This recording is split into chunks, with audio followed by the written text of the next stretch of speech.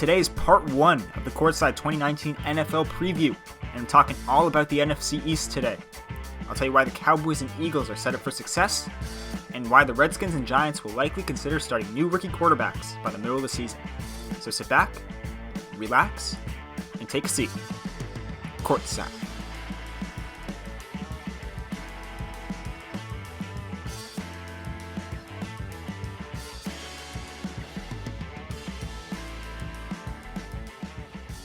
Welcome to episode 26 of Courtside, and part 1 of Courtside's 10-part 2019 NFL season preview. I'm your host, Andrew Cohen. Here's the game plan for each of these episodes as part of the preview. The first 8 episodes in this series will each be dedicated to a different division. For each division, I'll spend somewhere around 3, 4, or 5 minutes talking about each team. I'll tell you 3 storylines and or players to watch. I'll give you my prediction for that team's record. And for every division, I'll talk about these teams in the order I think they'll finish. So first, second, third, and fourth. That will be the order. And here's what I've done behind the scenes. I looked at every team's schedule, and I've predicted every single game for the 2019 NFL season. I'll probably be way more wrong than I am right. But doing this has given me kind of a baseline for what I think every team's chances are to win games this season.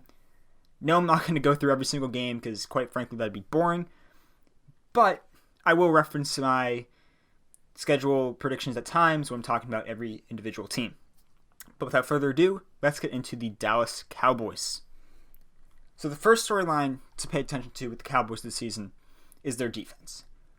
The Cowboys defense, I look at it and I think it's going to be the main reason why this team is going to have a lot of success this year.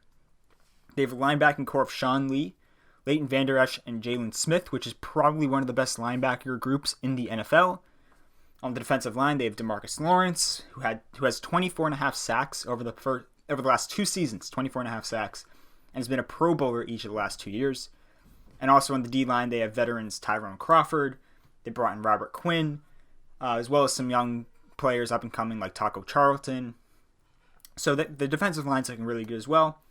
So overall, the front seven's really, really strong. The secondary is what's the key, and that's what's to watch this year. They have Byron Jones, who for the first 3 years of his career was a free safety. He was pretty good. But last year he moved to cornerback and became a Pro Bowler in his first season at cornerback, which is really impressive. He's a stud. But outside of him, it's a bunch of guys where they're young. They were good last year, but they're for the most part unproven. You have Chidobe Awuzie. I hope I'm pronouncing that right. Chidobe Awuzie as a cornerback, Anthony Brown a cornerback, Jordan Lewis cornerback, and then safety Xavier Woods. If one of those guys really comes into their own this year and really steps up and plays at a close to Pro Bowl level, the Cowboys defense is likely going to be one of the best units in the entire NFC and is really going to carry this team throughout the year. Now, the number 2 storyline to watch this year is Dak Prescott. Kind of obvious. He's betting on himself. He turned down $30 million. Personally, I believe that was not the worst move in the world. I probably would have taken the $30 million if I was Dak Prescott. But again, I don't think it's the worst move in the entire world. I talked about it in a recent episode of the podcast. Go check it out. But here's what Dak Prescott has this year. Full season of Amari Cooper. As I just mentioned, the defense is pretty darn good. And there's really no reason the team shouldn't have success this year. The only reason they wouldn't have success is if Dak Prescott doesn't play up to the standards that I think he's going to be expected to play at. Or, of course, if there's injuries across the team in key spots. But otherwise, the Cowboys have a great roster. Dak's betting on himself. I love that, and I think they're going to have a good season. But it's something to keep in mind, right? If he plays well enough, maybe he gets a little bit more money than the $30 million he was originally offered, or maybe more guaranteed money than he was originally offered. And we'll see, does he play well enough to get the contract he's looking for after the season? And the number 3 storyline to watch, I think it's a little bit underrated, right? Going a little bit under the radar, and that's Jason Witten. So last year, the Cowboys' starting tight ends were Blake Jarwin and Jeff Swaim. They combined for 53 receptions, for 549 yards, and 4 touchdowns. Jeff Swaim's now with the Jaguars, and the Cowboys forced Jason Witten out of retirement to play as their starting tight end this year. Witten's 2017 numbers: 63 receptions, for 560 yards and 5 touchdowns. So 10 more receptions, 11 more yards, an extra touchdown. So you could argue he outproduced in 2017. His one season of 2017 outproduced the entire starting tight end tandem of Blake Jarwin and Jeff Swain last year. However, I don't feel great about Jason Witten. I'm not really sure who does feel great about Jason Witten. Again, hasn't played a game since 2017, 37 years old, never really known for being too athletic. So I don't feel great about him supposedly being a huge part of this offense and kind of like a safety net for Dak Prescott. I personally believe the offense will be a lot more successful if they focus on utilizing, obviously, Amari Cooper, but Michael Gallup, Randall Cobb. If they utilize those guys more often in the passing game, then Jason Witten, I think they'll have a little bit more success. So here's the projected record I'm giving them this year. I have them at 11-5. The defense is strong. O-line healthy. Full season of Amari Cooper. A motivated Dak Prescott. The team has all the pieces to succeed. Zeke Elliott, it's trending in the right direction. But the first 3 games of the season, home versus the Giants, they play the Redskins on the road, Dolphins at home. I've been saying this for a couple weeks now. Whether or not they have Zeke, they should win those games. If they're a Super Bowl contender like I think they are, they should win those games. Again, I looked at the Cowboys schedule this year, predicted every single game. I have them finishing at 11-5 on the year.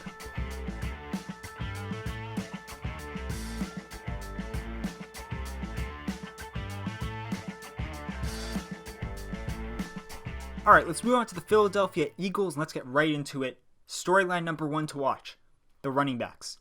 The Eagles are taking the running back by committee approach to the extreme. They have 2 different committees on the same roster. 6 capable running backs. I like to call it the super committee. Jordan Howard, who they traded for with the Bears this offseason. Miles Sanders, they drafted in the 2nd round. He's looked really good in camp and in the preseason. Darren Sproles, the veteran. I think he's 36 years old now, still playing. Little 5'6" running back, but he's really effective. Re-signed him back in July.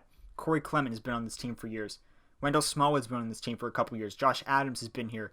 He was here last year. Those last 3 have all started. And Sproles has started for the Eagles as well in his time in Philly. Again, 6 capable running backs. They're paying them a total. Their total cap hit this year is just about $6.3 million.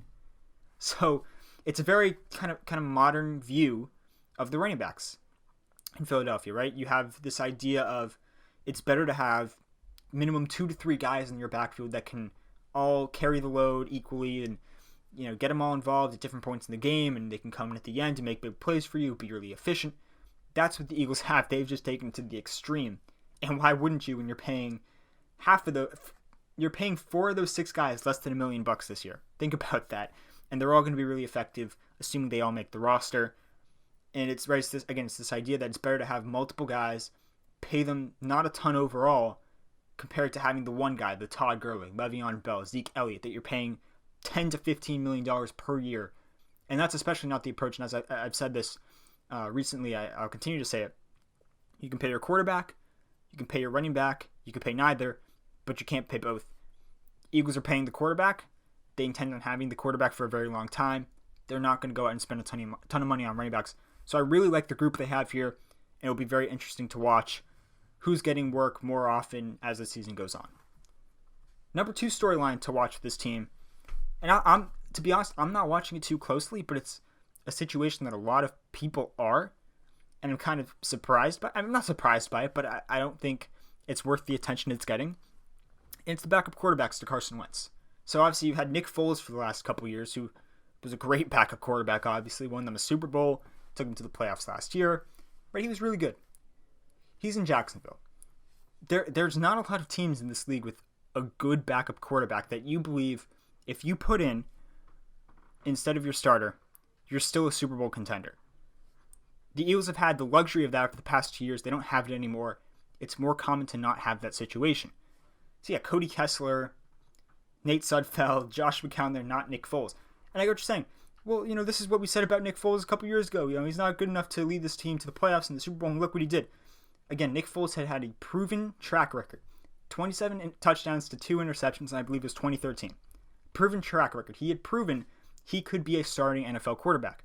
He hadn't done it in a couple years, but you look at the situations he was put into, it was never really a great spot for him to succeed. So here's the thing. If Carson Wentz gets injured, the whole operation's blown. You're not going to the Super Bowl. You maybe get to the playoffs depending on when he gets injured, but realistically, you're not a Super Bowl contender.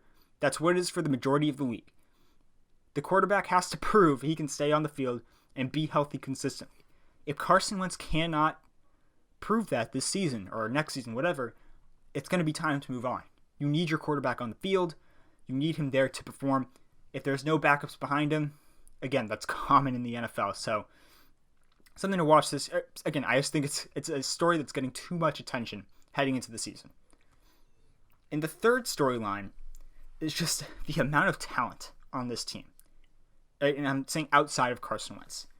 I already talked about the running backs. They got 6 capable guys there. The offensive line has 4 Pro Bowlers, including 2 All-Pro level talents. 3 talented receivers in Alshon Jeffrey, Nelson Aguilar, Deshaun Jackson. One of the best tight ends in the league with Zach Ertz, as well as probably the best number 2 tight end with Dallas Goedert. Defensive line has Brandon Graham, Malik Jackson, Fletcher Cox. The linebackers, you have Zach Brown, Nigel Bradham, veterans, really good players. Secondary is Ronald Darby, Malcolm Jenkins. There's talent, there's depth at every single position. I mean, the only position really without any depth is quarterback, and that's the position around the league doesn't have a ton of depth outside of your starters. Here's my projected record for the Eagles. I have it at 11-5. Only reason they come in second place is due to tiebreaker rules in the NFL, which I factored in through my predictions. They play the NFC North this year. The NFC East, NFC North are playing each other. The NFC North has the Vikings, Bears, and Packers. If you can win 2 out of those 3 games, that's a win. But it's a very tough division to beat. You're going to lose a couple games just because of that. I had the Eagles starting off slow this year. I believe I have them starting off at 4-4. Was it 4-4? 5-4. Then they head into their bye week in week 10, and they finish off the season 6-2. So they're going to be rolling into the playoffs on fire, really getting their stride together. Interesting fun fact, in 2017, when Carson Wentz was having his monster season, the Eagles only played 3 teams that went to the playoffs. They were 2-1. So the schedule this year will be significantly hard with many teams with a chance to make the playoffs. I think there'll probably be 3 to 4 teams they play that will actually be in the playoffs. So it's something to keep in mind with the Eagles heading into this year. Again, I have them at 11-5, finishing second in the NFC East, only due to tiebreaker rules in the NFL.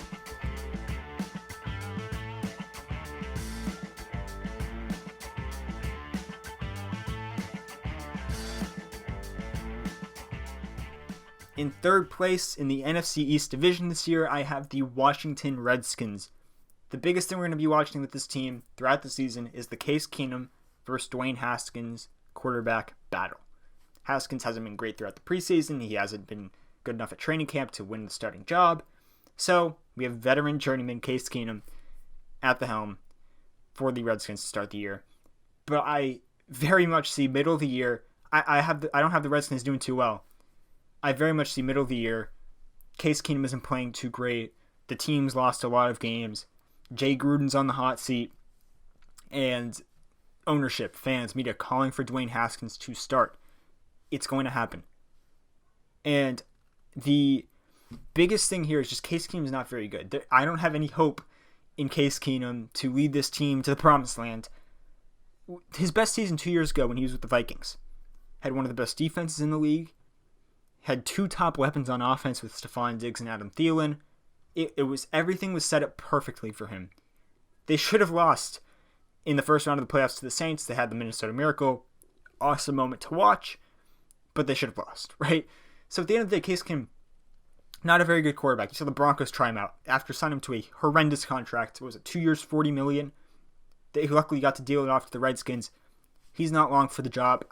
I see Dwayne Haskins starting by the middle of the season, especially with Jay Gruden's job being under fire. Storyline number 2, Trent Williams. For some reason, the Redskins seem determined to hang on to this guy, even though they're in a rebuild, and the assets they could get by trading away Trent Williams would be awesome. They'd get a ton of stuff in return. There are reports that the Patriots offered a first-round pick. Those were found out to not be true. I never really thought it was actually true. Just doesn't seem like a Patriots thing to do. But the fact of the matter is they could get offered a first-round pick for Trent Williams, and if they do, they should take it. If the Redskins can get any sort of value out of Guy, I don't think he plays this year. I think if he's under contract with the Redskins and they don't move him, I don't think he plays. Because the bigger reason he's holding out isn't his contract, because he's making upwards of $10 million per year. The biggest thing is how the Redskins handle the medical situation. I don't completely understand it, but he wasn't happy with the way the Redskins handled a medical situation with him last year or during the offseason. Again, I can't remember. I don't know all the details. But when that's the type of thing you're arguing about with a team and you're not happy about, I don't think he's going to put his body on the line again and have to deal with the medical staff again. I don't think he plays for the Redskins again. They'd be smart to move him by the trade deadline while he still has a ton of value. I think they could get a first-round pick for him from a team that's desperate. Maybe the Texans, who have a terrible offensive line, become desperate. I don't know, maybe the Vikings, maybe the Cardinals. Right? There's plenty of teams that could get desperate at the left tackle position. So they should move him. I expect him to be moved if the Redskins are smart, which is the key thing in this situation. Storyline number 3 is the wide receiving corps, because I look at the receivers here. Paul Richardson, Josh Doctson, Trey Quinn. For the most part, pretty irrelevant guys. If you put them on any other team, they're probably the number 3 receiver at best. For at least any good team in this league, they're at best the number 3 receiver.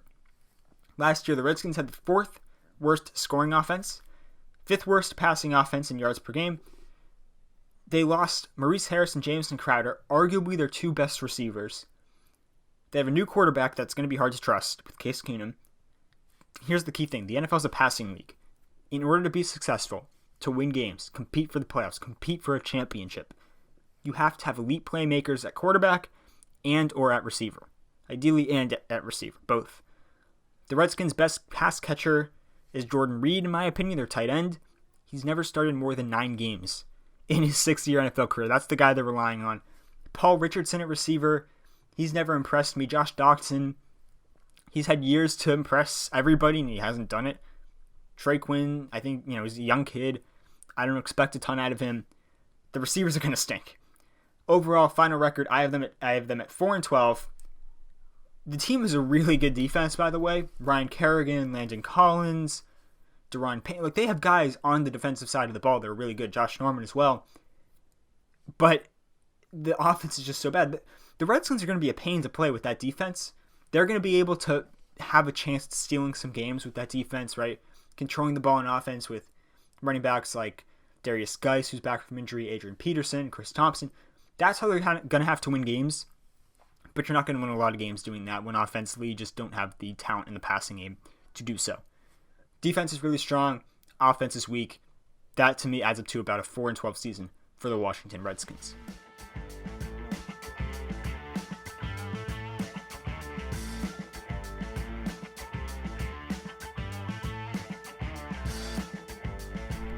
And finally, 4th place, the bottom feeders of the NFC East division.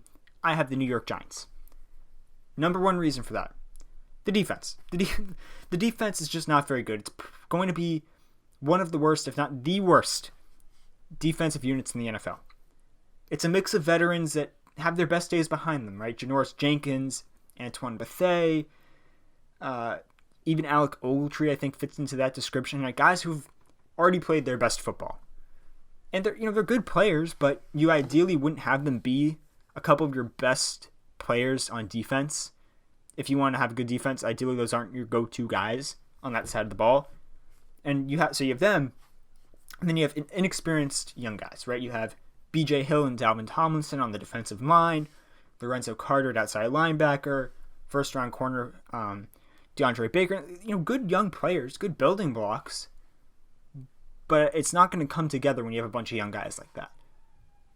You have Jabril Peppers at safety, who I really like. You have Dexter Lawrence in the defensive line, who I also really like. But it's going to take a while to come together. I don't think it comes together completely this year. The defense is going to give up a lot of points. They're going to lose games more often than the offense loses games for this team this year. So, defense, really bad. Moving on to the offense, storyline number 2. The quarterback situation, right? With a lot of these teams, this is going to be the big storyline to watch. And it's funny because, I don't do a ton of time looking at college players coming into the NFL draft and going to be drafted in the first round. I don't do that on the front end. I do it on the back end a little bit. But even then, I don't do a ton of scouting on these guys, right? I know a lot more about players in the NBA draft where it's a little bit easier, I think, to look at the guys because you know exactly who the top guys are. In the NFL, it's a little bit harder. So I personally don't do that. So when Daniel Jones is picked, I'm just going off what everybody else is saying. It's a bad pick. It was a bad value. You could have gotten him at 17. He's not as good as Dwayne Haskins, all of it. What I think is really funny is some, not all, but some of the people that were calling out the pick are now calling for Daniel Jones to start early on in the season, if not week 1. To me, that's crazy. Here's my take. Start Eli Manning for as long as you can. I think I'm of the belief that it's better to have a young rookie quarterback, especially one that you plan on making your franchise quarterback if things go right.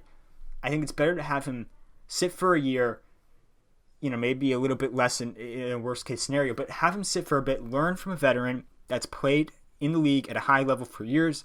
Eli Manning has done that, right? He's a veteran that's been in this league for years. He's won 2 championships, right? He's a proven, good, potential, probably a Hall of Fame quarterback. Have Daniel Jones learn from him. I think that's the best way to have Daniel Jones spend his rookie year. Now, if you get to a point in the season, maybe week 8, 9, 10, and the offense is just unable to move the ball, unable to produce, unable to function, take a look at starting Daniel Jones, right? At a certain point, if the offense isn't going to do anything with Eli Manning, you may as well take a look at Daniel Jones. But I think as long as Eli Manning's out there, don't let Daniel Jones take the hits early on. Let him learn from Eli Manning. And number 3, Pat Shurmur's job security. I think there's a realistic scenario where the Giants fire head coach Pat Shurmur after the season. If Eli Manning struggles and then Daniel Jones starts and he begins to struggle after what's been a very promising preseason, there won't be much reason to hang on to Shurmur for longer than after this year. And record-wise, I think it's very feasible Shurmur gets the boot after this year. He wasn't great last year. I don't expect him to be good this year. I think his time could be over with Giants once the season is over. Projected record, I have them at 3-13. I don't think they're going to be very good. Last year they finished 6-10. This team lost Odell Beckham, lost Olivier Vernon. You got younger. It's going to take longer to develop the team. So I just don't see it coming together this season. And as I mentioned when talking about the Eagles, you play the NFC North. The 4 NFC North teams are all better than the Giants. So there's 4 losses right there. Right? Maybe they can beat the Lions if things go right, but realistically that's 4 losses just coming from that division. They do luckily play the AFC East, but they're not as good as the Jets. They're not as good as the Patriots. They're not as good as the Bills. Maybe better than the Dolphins. Maybe they can pick up a win there, but regardless, this team's going to be really bad, finishing, in my predictions, 3-13. Thank you guys so much for tuning into this episode of the Courtside Podcast. Come back tomorrow. I'll be talking about the NFC North division. Packers, Vikings, Bears. Who is coming out on top in the division? We'll talk about it tomorrow. Subscribe to the podcast. Like the podcast no matter where you may be listening. Follow the podcast on Twitter at the Courtside Pod. Go check it out. I'm going to be a lot more active from here on out. Signing off. This is Andrew Cohen. I'll see you next time.